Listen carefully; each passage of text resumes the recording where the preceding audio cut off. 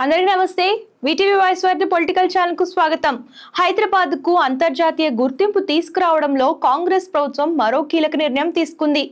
నానక్రామ్గూడలోని America consulate కు వెళ్లే ప్రధాన రహదారికి అమెరికా అధ్యక్షుడు డొనాల్డ్ ట్రంప్ పేరు పెట్టేందుకు Cyberabad municipal corporation green signal ఇచ్చింది.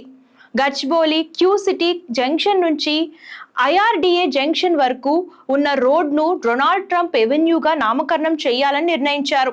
అంతర్జాతీయ పెట్టుబడులు, విదేశీ సంబంధాలు, హైదరాబాద్ గ్లోబల్ బ్రాండ్ ఇమేజ్ను మరింత బలోపేతం చేయాలనే లక్ష్యంతో ఈ నిర్ణయం తీసుకున్నట్లు తెలుస్తోంది.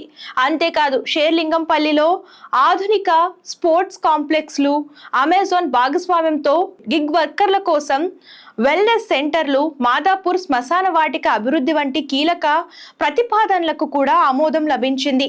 అభివృద్ధి, అంతర్జాతీయ గుర్తింపు, ప్రజా సంక్షేమం 3 దిశల్లో కాంగ్రెస్ ప్రభుత్వం ముందుకు సాగుతుందని నేతలు చెప్తున్నారు.